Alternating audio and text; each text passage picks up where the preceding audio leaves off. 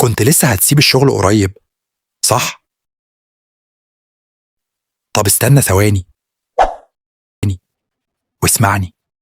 أنا عارف الليلة دي كويس. المدير بيضغط، المرتب مش كافي، الطاقة خلصت، وحاسس إنك بتبذل مجهود في المكان الغلط، وبتقول لنفسك أنا إيه اللي جابرني؟ أنا هقدم استقالتي وأمشي. السيناريو ده شغال في دماغك بقاله فترة، بس قبل ما تاخد الخطوة دي خليني أقولك سر صغير. مفيش شغل مريح في العالم ده كله.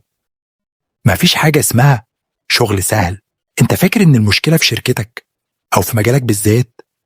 طب تعال نبص حوالينا كده. شايف احسن الوظائف في المجتمع؟ الدكتور، المهندس، المحاسب، المعلم. تفتكر دول قاعدين على كراسي من ذهب ومرتاحين؟ ابدا. كل واحد شايل حمله.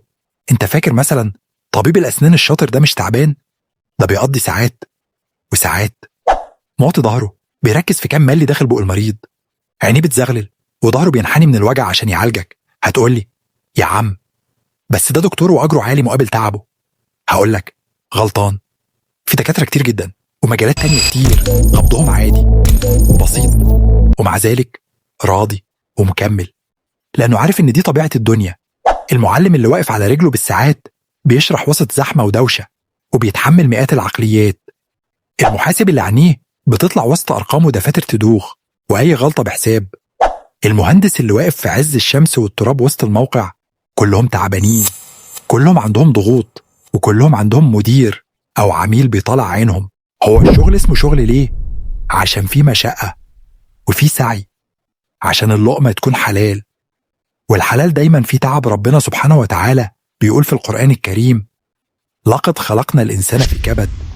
يعني الدنيا دي مبنية على المكابدة والتعب، مش على الراحة. لو كان الشغل مريح وسهل ولطيف ما كانش حد دفع لك فيه فلوس في آخر الشهر. الفلوس دي هي تمن وقتك ومجهودك وصبرك على الضغط. لما تفهم النقطة دي نظرتك للعالم هتتغير. هتبطل تدور على الشغلانة السحرية اللي ما فيهاش مشاكل، لأنها مش موجودة. لو سبت مكانك ورحت شركة تانية هتلاقي مدير تاني بأسلوب تاني والضغوط من نوع تالت. هي نفس المشاكل بس بألوان مختلفة. الحل مش إنك تهرب كل ما الشغل يضغط عليك. الحل إنك تتعلم تتأقلم، تتعلم تفصل حياتك ونفسيتك وصحتك في كفة، ومكتبك ومشاكل الشغل في كفة تانية خالص. اوعى تخلي ضغط الشغل يدخل جوا بيتك أو يهدي سلامك النفسي. اسعى، اتعب، عافر، وافتكر دايما إن ربنا ما بيضيعش أجر حد بيشقى. وفي الآية الكريمة وأن ليس للإنسان إلا ما سعى وأن سعيه سوف يرى. فكر فيها تاني قبل ما تكتب الاستقالة، وشوف العالم صح